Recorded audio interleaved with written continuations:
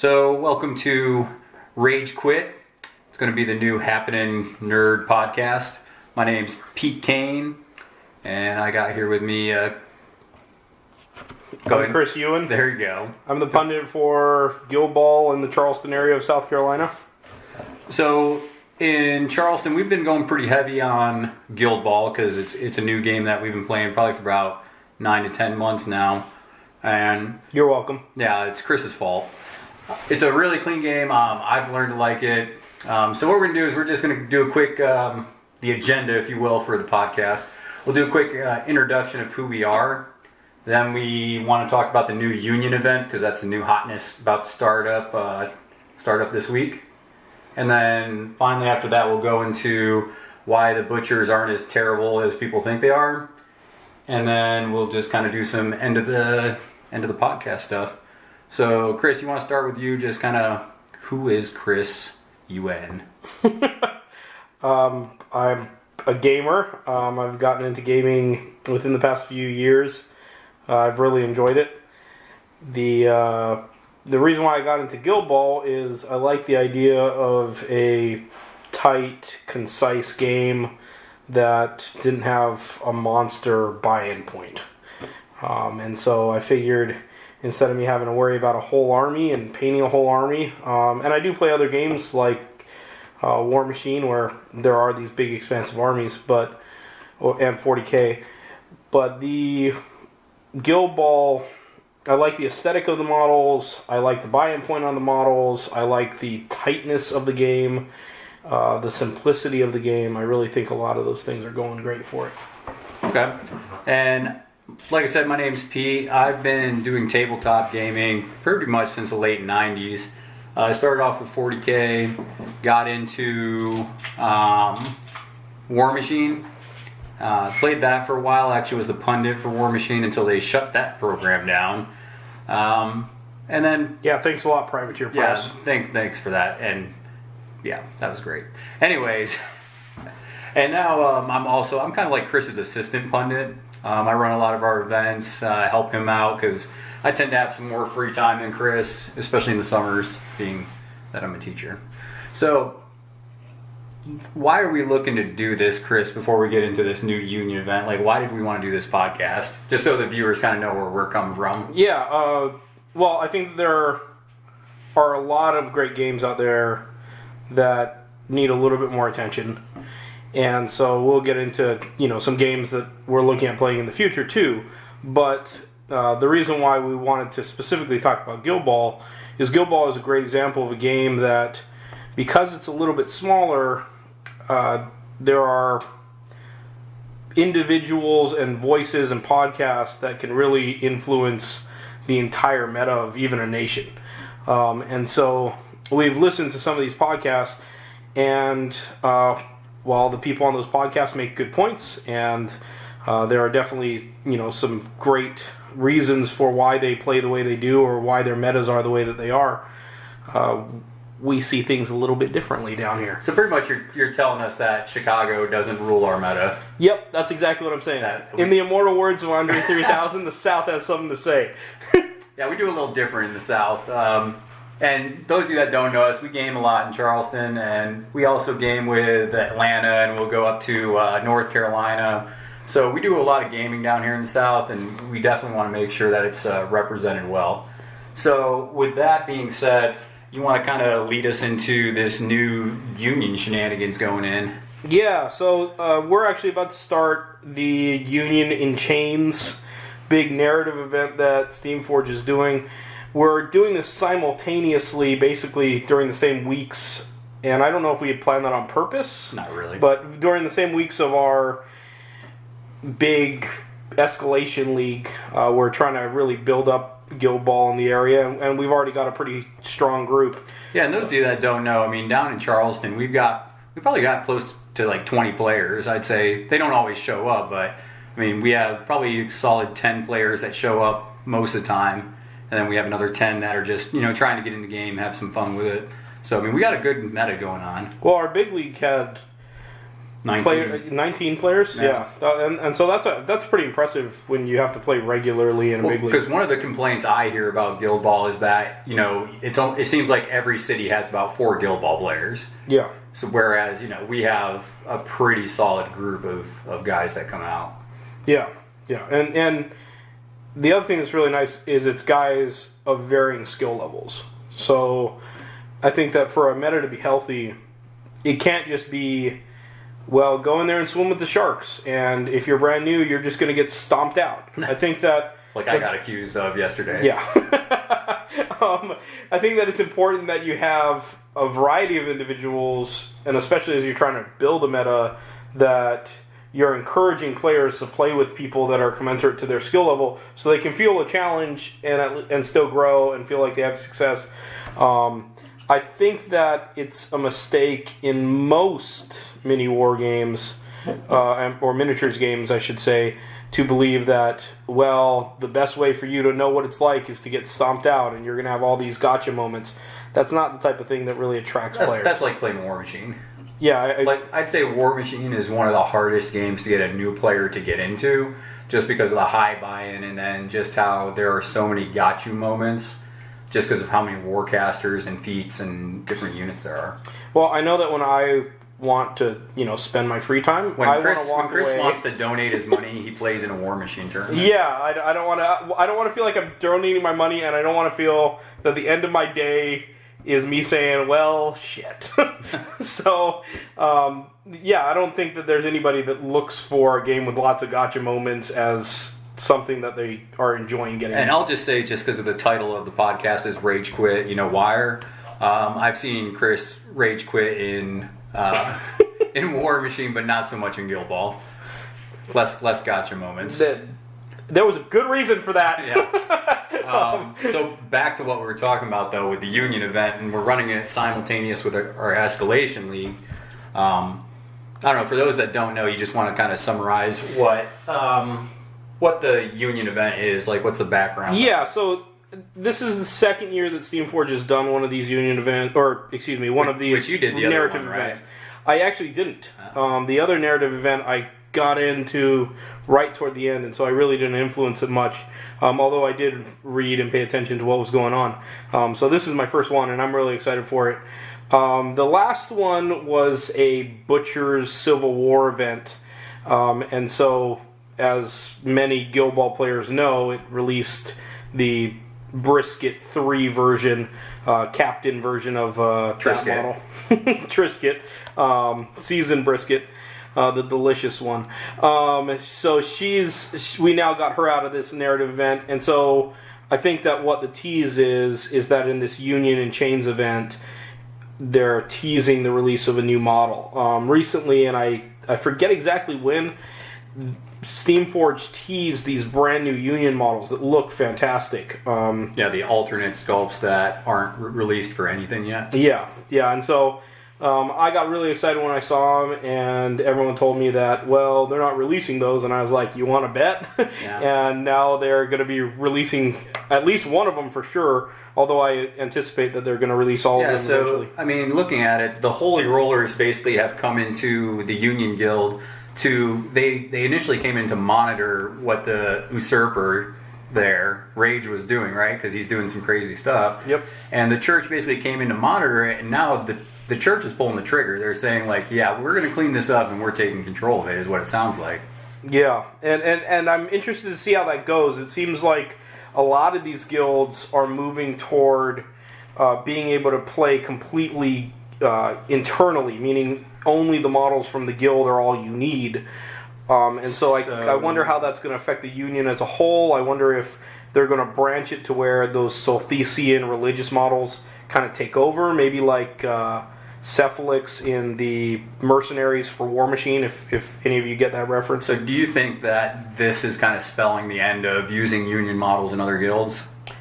Yeah, I think that the problem is all of these other guilds tend to have abilities that are really guild specific.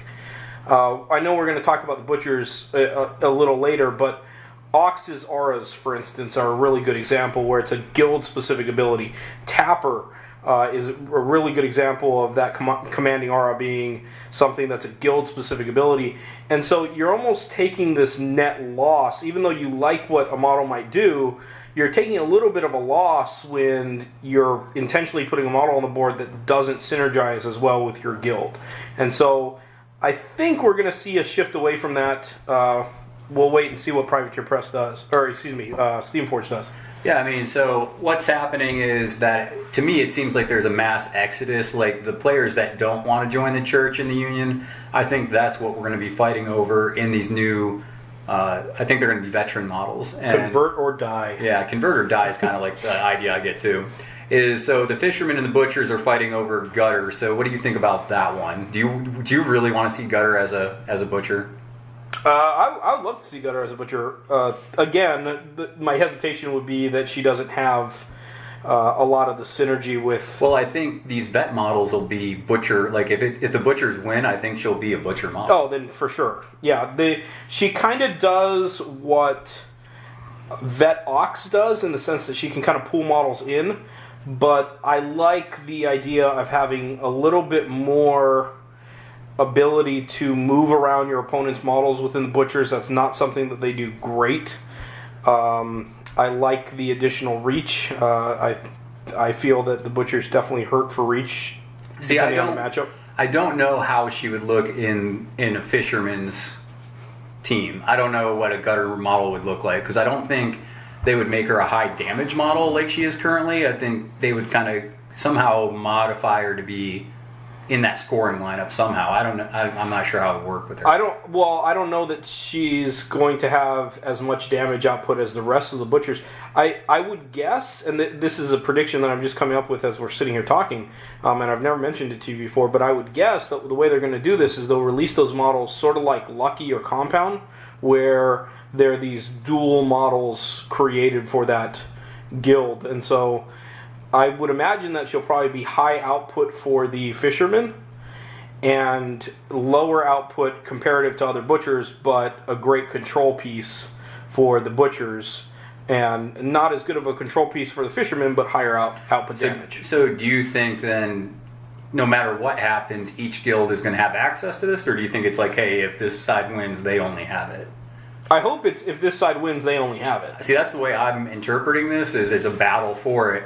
And if your side wins, you get the model, and if you don't, then, tough titties, Well, the way that I think could be really cool, and of course nobody asked me, so I mean, who knows? And because Chris has all the ideas. I do. I don't want to be too humble about it, but I do. I think it would be amazing if what they did was they created these models. Gutter goes to the butchers and fishermen, Decimate to the brewers and masons, Hemlock to the morticians and hunters, and then Harry to the alchemists and engineers. And all of them eventually are released to where they can play within those guilds. But whoever wins the event, whatever guild wins the narrative event, gets a captain version of that model within their guild. That'd be interesting. Sort of like Brisket 3. That would be really cool. So going on to brewers and masons, and those of you that don't know, I'm a pretty big brewer player. You are. I've been playing them since I got in. I got into season 3. Chris has been playing since late season 2. Late season 2? I would say early season 2. Early season 2.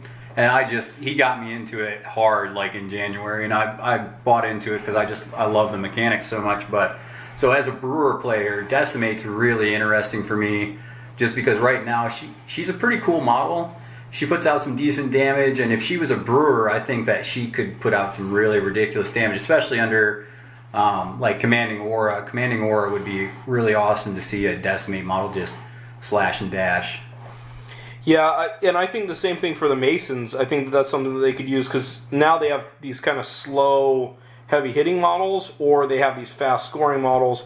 It would be nice to have a fast-hitting model as well. So, I mean, I totally agree that her with the brewers is going to be annoying. Why do you say that? Just because that's one of the things that really is a nice limitation on the brewers, is that they're not flying all over the board on you. True. And the fact that she can is a nightmare. Brewers do have access to second wind, it's just nobody ever brings it because it's on the dog.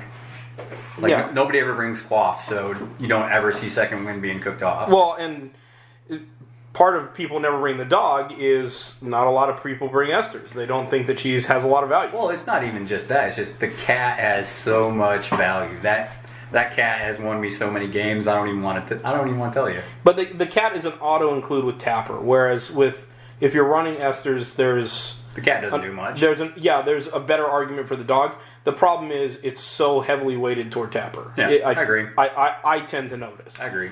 Yeah. Then Morticians, we got fighting over Hemlock, which is, I think it's sad. Well, I mean, if Hemlock is going to be blinding a whole bunch of people with the other abilities that the Morticians can have, that could be a nightmare. We don't know if she's going to have blind, though. You know what I'm saying? I kind of feel like it's a key element of who Hemlock is. Like, it's kind of one of the best things about her. Well, I mean, how many veteran models do you see that have the same character plays, though? Not a lot. That's true. That's true. Because otherwise, why have a veteran, Hemlock if it's the same model? There are a lot of models that do have things that are closely related. Similar. Like I think Hearn and Vet Hearn have an ability similar. that's the same. I feel like Catalyst is pretty similar. I don't know about that. Well, let's check it out. So while Chris is checking that out, while we're looking at Alchemist, Harry the Hat, which this one I think is going to be cool because Harry's already a pretty cool model for Season 3, and he can... A vet Harry model would be pretty cool to see just on whether they would keep him kind of like that scoring, helpful type of model, or if they're going to change it to where he's like a beater that he was like before the nerf.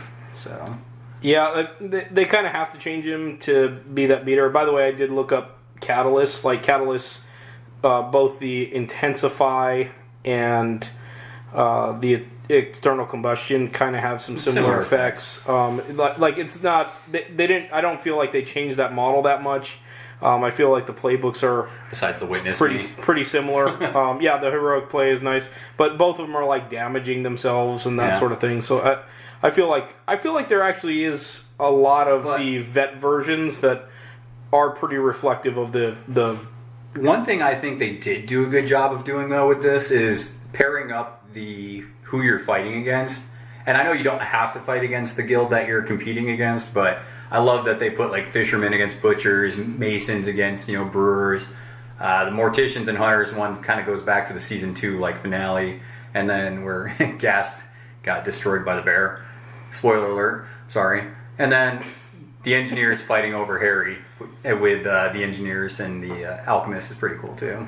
Yeah. Well, do you feel like those matchups are pretty even matchups? Is that why you like that? I think I like it more because it's fluff driven, like it's background, because those guilds are traditionally or recently have been competing against each other, and I think that's what kind of. Well, and their playstyles tend to be fairly similar. Like the most different playstyles of those matchups are the fishermen and butchers, but that's a good example of one where like they're so different, they're like a perfect match. Yeah, but that's like what I'm saying is that's the season 1 fluff. Like, hey, here's page 1. Here's the fishermen and butchers destroying each other. Yeah, or fishermen getting more destroyed. I plan on cutting off Corsair's other leg. Yeah, how would that even work? Well, he'll just be Stumpy. Okay, fair enough. He'll be sitting on the sideline. He'll be a coach, kind of like Honor. He'll be the coach. Sure, there we go. Okay. So I think we've probably spent enough time on that because we're about 18 minutes in. So let's go ahead and kind of switch gears because I think that's going to be a fun event. We'll definitely keep people updated on how we're doing with it, and you feel free to kind of chime in with us and tell us how you're doing with it. I think Steamforge said they're going to update each week. Yeah, I believe so. I hope so. Okay. So I want to hear how other metas are doing from the standpoint of if there's things that they're doing to add to the gameplay experience that we're not doing that might build a better group. One of the things that we're doing here is we're really focusing on a participation point system within that escalation league. Things that encourage people to have really good habits within gaming, right? Rewarding players that paint their models, encouraging players to play different members of their guild, not to list lock themselves, so to speak. Using union models. Yeah, using the union models.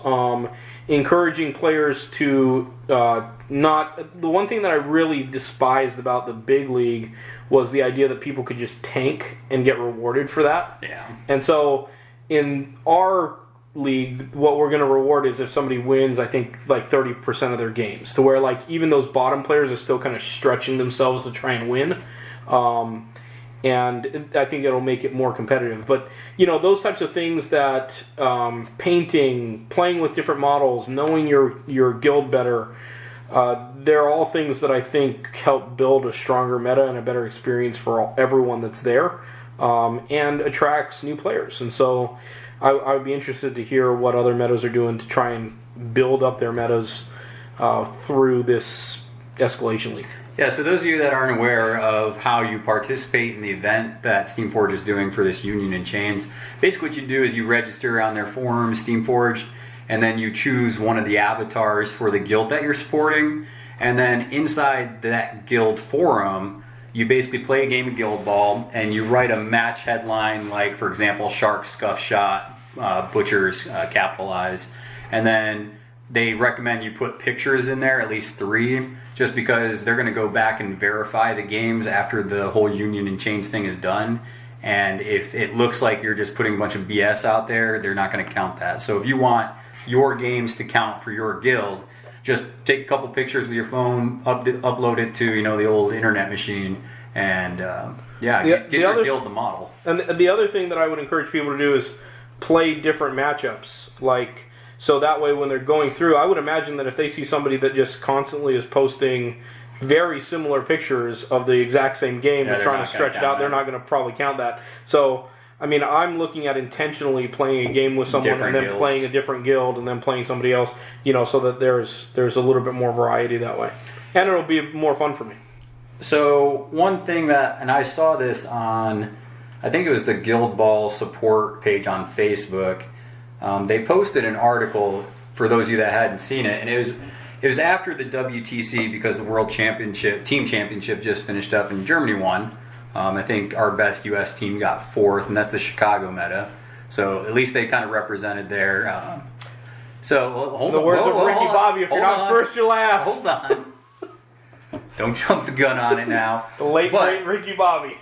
The cool part about it is there was a guy that.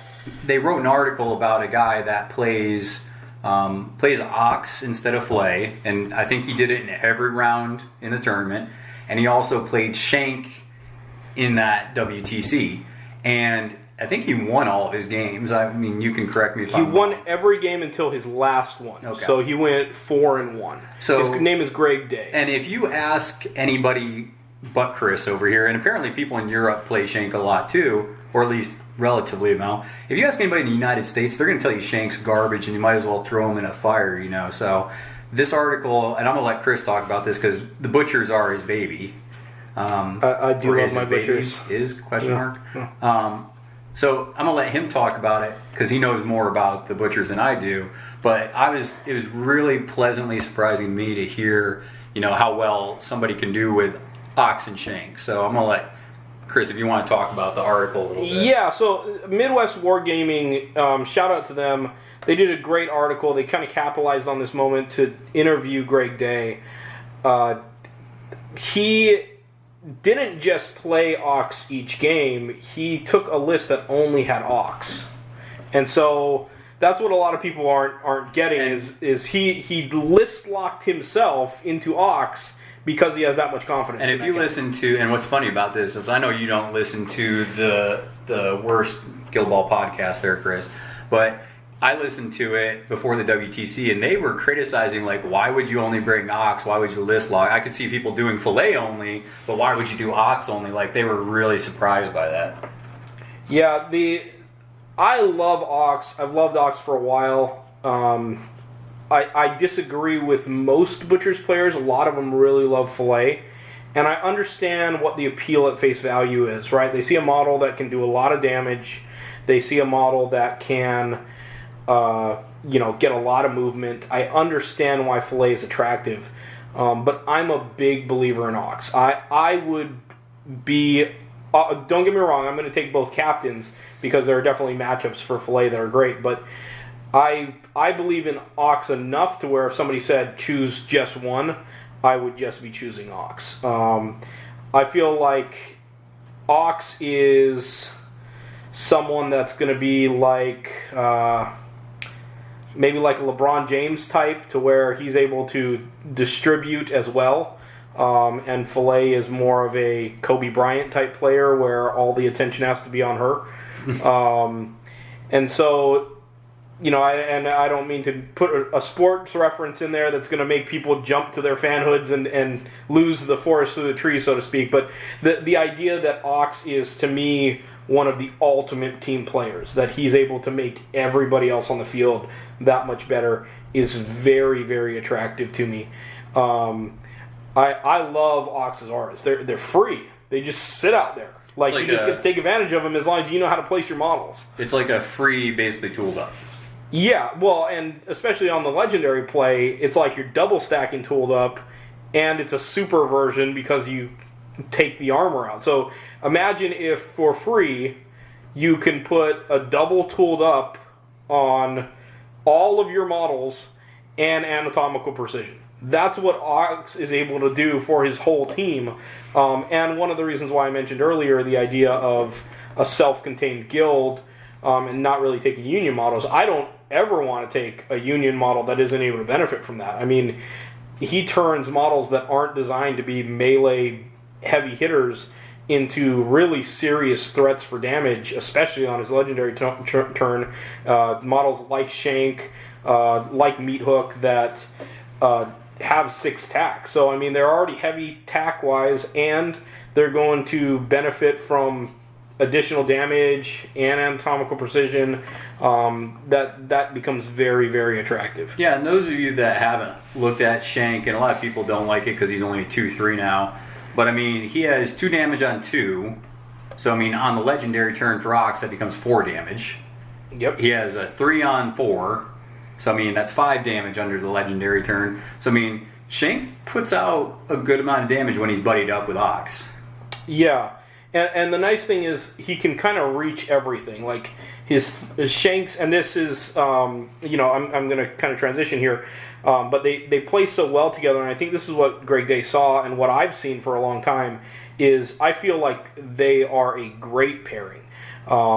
Because Shank can kind of reach whatever he wants because of him being able to not only have a nice long run of 8 inches, but the where they go on top of it and the 2-inch reach. Not to mention, most people forget the damage target that he has on his character traits. At that point, you're reaching models that are 16 inches away. And so he not only can go out and play the wings, but he can get back to Ox and start hitting models in the middle of the board on Ox's legendary. So let's compare him, because he can do, I mean, a lot of people can do damage when they're next to Ox, but with Shank, do you think he's at least decent enough of a scorer where he can compete for that spot that Brisket usually holds up? Yeah. Yes, because of the additional movement. So the where you go. Yeah, so the where you go, I think, really matters. Brisket isn't really able to do much besides, just her regular run. And so she's got a 6'8" movement, and that 8 inches is great, and then she's got a 3'8" kick, and so that kick is great, and I'm not ignoring the super shot, but a lot of times it's not really that necessary. Let's say you include it, it's 18 inches of threat. When you look at Shank, and he's got an 8-inch run and 6 inches of kick, so that's 14, and then plus the where they go for 4. I mean, he's matching that exact same 18-inch threat, and I would rather have some of that in a dodge. I'd rather be able to bounce around a little bit. I think he's also better at getting the ball. Easily. He's better at getting the ball. Because he has the reach. Yeah, that's what I'm saying. He can take the model off of somebody, and his tackle's on 2, so, I mean, with tack 6, it's not that hard. Well, I'll tell you what, I think that when you look at Brisket, and she has to go into some of these models that have 1-inch reach and have unpredictable movement, I think of the Alchemist immediately. She's like a death sentence to that because she's going to trigger that unpredictable movement every time. And she doesn't have a way... That's why I hide the ball and mash all the time. And it's just like, have fun getting that brisket. Yeah. Whereas Shank, 2-inch reach is almost at least a significant amount of 2-inch reach is almost necessary to deal with models like that. Well, and I think that's also worth noting here that the only models in the Butchers that have 2-inch reach are Tenderizer, which he's a rough take, I think.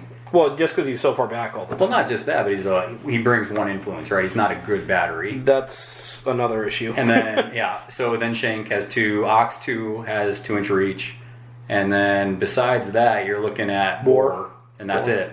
But Boar doesn't have the movement. And so, I mean, when I take a list of Butchers, I almost always have to have at least 2 models that have reach, just so I don't get myself in trouble.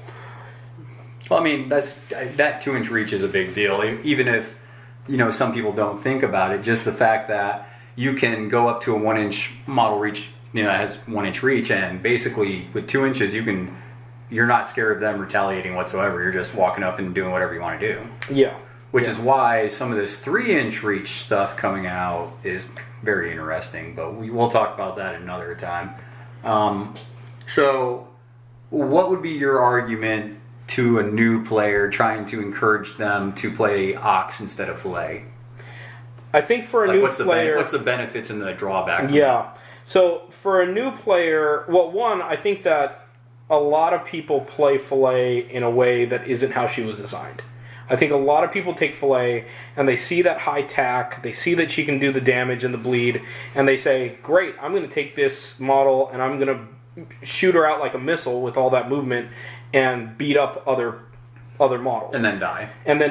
Right? And for me, it's a nightmare, especially when you move into any models that have early knockdowns.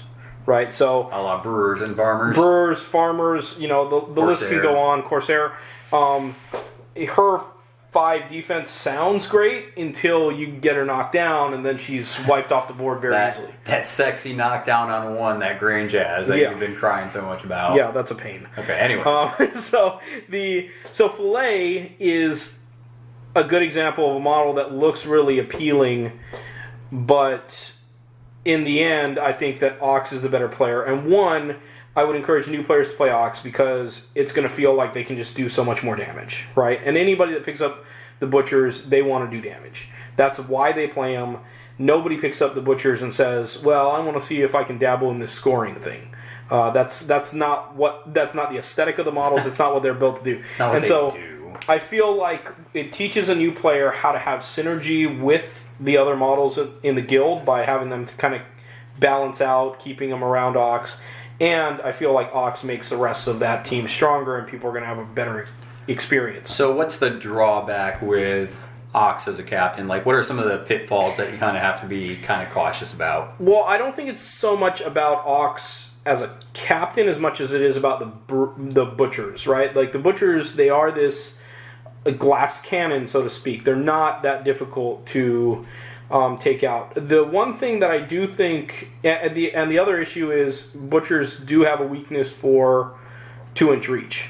I've definitely taken them against teams of brewers and farmers that the 2-inch reach was a heinous nightmare. And unfortunately, the Butchers aren't blessed with a captain that has 2-inch reach or unpredictable movement or something like that they would need. Well, I think also the fact that their knockdowns usually come late. I agree, and not only do they come late, they come without momentum. Yeah. And so for you to sacrifice a charge just to knock a model down and you get nothing out of it, and get no momentum out of it, like, that's really, really rough. The other thing that I don't really like about Ox, but I mean it's a reasonable sacrifice to make, is I don't like that there's no way to get him some extra movement. He doesn't have a character play, a trait, dodges on his playbook you're to get him talking about anything himself speeding himself up. Yeah, whereas I think that a lot of other models, they have ways of kind of manipulating that a little bit. I think something that would be cool to see with that is like if he kills a model, maybe he gains +2 movement. That would be cool. Yeah, I really like these models, sort of like Brisket 2 and Brisket 3, where when they do certain things, Bonesaw's the same way. When they score, they start adding more features. Okay, so maybe when he kills a model, he gets +1 speed or something. Yeah, like, or maybe when he kills a model, he adds a push to his playbook on, damage results. Or maybe when he kills a model, I think it's overkill to give him extra damage, but those types of things. They've already added that in there. Yeah. So that's overkill, and they don't really need that. But a feature like that to where you really start feeling like there is this aura about Ox that he just amps up. Like, in my opinion, based on the design of this game and the lore of this game, Ox should be the #1 takeout melee model. Like, he should be the Master Butcher. He should slice him up. Maybe something where after he takes out a model, he's able to put some bleed out there or something like that. Yeah. That could be interesting. But because I think they tried to do that with the Vet Ox model, where they tried to, like, hey, if you kill a model, the owner goes up. And I like that. I like that. It's not something that's. It shouldn't be something that's just automatic and easy. And Ox is going to take. Ox 1 will take out models with relative ease. So I understand why they might not want to do that. It might make him too strong. But there are a lot of players that still complain that he isn't quite strong enough. Right? He's seen basically 2 buffs in the most recent 2 erratas of models in Season 3, and then this mid-season errata that have really bolstered him, and there are still people that say, well, I'd never take him, I'd only take 4. And when I got into this game, I was also surprised that him and Board don't have tough hide. I think those look like 2 models that, probably should have. Well, maybe not Board, but, I think Boar's hit points maybe got to come down a couple if he gets tough hide. What would be amazing is if they were able to, if Boar and Ox were able to ignore the first condition put on them.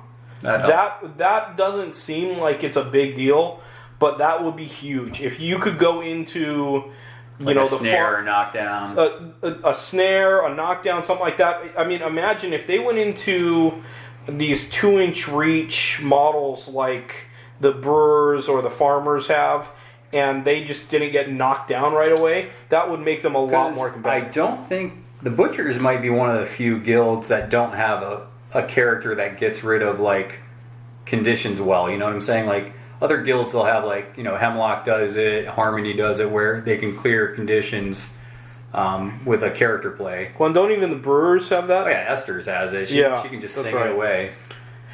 Yeah, so, I mean, it would be nice to be able to ignore some conditions or get rid of some conditions.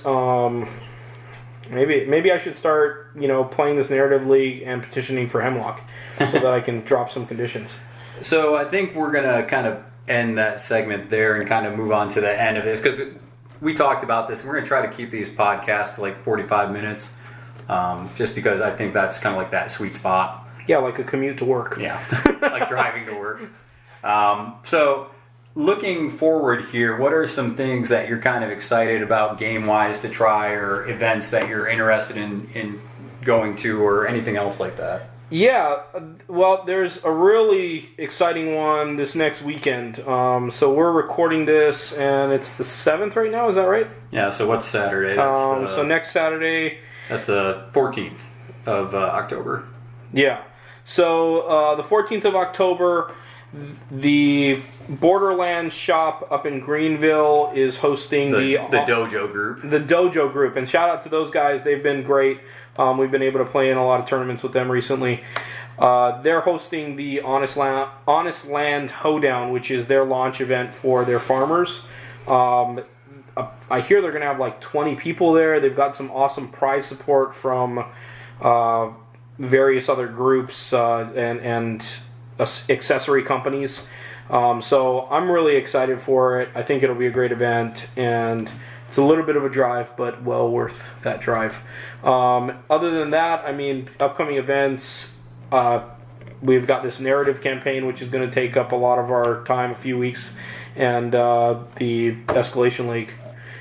Yeah, and something else, we got a couple things that I know I'm excited about. We got the Charleston meta. We're starting to, I think, dabble a little bit into different games. Like we got one of our friends, Clay. He's trying to get the Infinity group kind of resurrected. They've been kind of not doing a lot lately. I think he just went to the Crucible down in Orlando, and then I got to ask him how he did. I'm not sure how well he did down there, and then I know 40K wise, I'm going to start picking up some of these new sexy Death Guard models that just came out, like Mortarian. Yeah, it's about time, because I dropped like hundreds of dollars into Space Wolves. Somebody could say like 1,000 into Space Wolves. Some might say that I dropped a whole army into Space Wolves, because some guy's been talking to me about 40K. Hey, listen, been busy with the Guildball Big League. That's wrapped up. I can finally get some of this. Some of these new. Get on that, and then we can start talking about that here. Another game that I'm excited to play, and one of our friends, Francisco, has been, on this kick lately, is there's this game called The Others that has a 7 Deadly Sins type theme to it that looks pretty cool. I haven't played it, so, I'm always excited for a new game experience anytime somebody wants to teach me. That, I guess, brings us to something else. For anyone listening, we'd love to have you out. We'd love to share Guildball with you, or sharing whatever other games you might want to bring along and teach us. And so we play pretty regularly. We're usually out Tuesday, Thursday nights, Saturdays. We do a lot of tournaments on Sundays. Come join us. Tell them where we're playing and what days. Yeah, so on usually Tuesdays and Saturdays, and if we have a tournament on Sunday, we're usually playing at the Final Round Game Shop. That's in Ladson, South Carolina. Not Ladson, South Carolina. Summerville, South Carolina. But it's on Ladson Road. It is on Ladson Road. So that's a good, clean shop. The owner there, he's awesome. He'll hook you up. We also play at the Green Dragon in North Charleston on Thursdays. That's where our kind of War Machine X-Wing group has kind of settled. And then we'll play Guildball there on Thursdays as well, just because we like to get around on the pitch.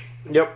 And that's right by the Northwoods Mall. So if you want to come out and join us and play with us, we're always looking for some new friends that want to play, want to learn, and want to build our community. Yeah, and I think that's something that we're really good at with our meta is, we do have competitive players, because anybody will tell you, Chris and I get really competitive. Like, even the pickup game that, we played yesterday, I played Morticians and he played Masons. Sort of like how you use like a funky dice that has like 0 on it, so that I think... let's not talk about that. But anyways, so even though, Chris and I, we're easy to get along with, it was still pretty competitive, because we like to win. That's just you and me, right? We like to be competitive. But we also have a gear where it's like we like to teach the game. We like to enjoy the fluff, the background, the models. So... we know when to turn it on, though, right? Kind of like this event. Yeah, we try. We recognize that we all get better if the whole meta is strong, and I think that a lot of players lose that, especially players that want to be competitive. Is they start thinking, well, unless it's at the top end, it's not worth my while. Yeah, like today, I played it because I'll call myself the assistant pundit, but anyways. I played a game with a newer player today, and it was Hunters versus Morticians. And, I probably could have, turned it on, and that probably could have been a 12-2 game or a 12-4 game if I really, wanted to get my stomping boots on. But, it was a fun game. I tried a couple of cheeky things I probably wouldn't usually try. Wait, were you being cagey? Yeah, I was kind of cagey. Is that? Like, yeah, no. Yeah, let's just throw that word out there repeatedly. I'm going to be cagey when I do my engineers, okay? Okay. But... it ended up being, I think it was 8-12 when it was all said and done, because I threw somebody in Gasket's box. But, it was a fun game, and I learned a couple things about it. But more importantly, I think the other player, the newer player, got a lot out of it, because they're going to learn more than I am in a game like that. Yeah, and these new players, there are a lot of them that will be great. Josh is a great example of that. Evan's a great example of that. Some of our local guys here, shout out to them. We know that they're going to be great players, and the Charleston City Arsenal group. Yeah, exactly. Yeah, so we've got to start working on that, and hopefully we can do a meta versus meta event with the dojo. If you are a new player, so if you're listening to this and you're like, I'm kind of new to the game, I'm trying to figure it out, I would definitely play a game with somebody that has had the games under their belt, because Chris started teaching me the game, and some of the tips that he gave me are some things that I still use today, and I'm one of the better players in our meta, and it's all because Chris just kind of said, hey, here's some basic things you want to do. And I still remember, probably the most important one I still remember this day, that it's almost critical in Guildball, is you want to take momentous results. It's like, yes, sometimes you need those big sexy results, like that non-momentous 4, but you want to know that momentum race is important, and if you start getting behind on that, that could cost you the game. Yeah, and so tip to new players, definitely play toward what your playbook generates momentum. Yeah, don't be playing fish and trying to kill people. Take those dodges. It doesn't seem sexy, but when you're up 12-2 on the momentum race, it makes sense. Yep. So last thing that I'm going to say, kind of to close out the podcast. Well, first, Chris, do you have any closing thoughts? Or are you good? I'm all good. All right. So kind of closing thoughts here. So first off, we're going to put this up. If you would review, just kind of like rate the podcast. Let us know what maybe some things you like, some things you'd want to hear. Anything we can add to the podcast to make it better. You can tell us things that you hate too. We're not going to be pussies about it. Yeah, that's true. So if you haven't figured it out by now, and the more we put these out, the more you'll understand is, our feelings don't get hurt very easily. You can think we're total idiots, and that's fine. We're just doing this to kind of let our meta be heard, and just kind of have some fun with it too. So, but definitely rate the podcast. Tell us things about it. And then I'm also going to post on the podcast, I'm going to make a Twitter page for the podcast. That way I can put updates out there. You can hit us up. You can ask questions. I haven't made it yet, though. I'm going to make it before I release the podcast, so it'll be in the information for this episode. So with that being said, I think we're ready for Rage Quit Wired to be done with episode 1. We're out. All right.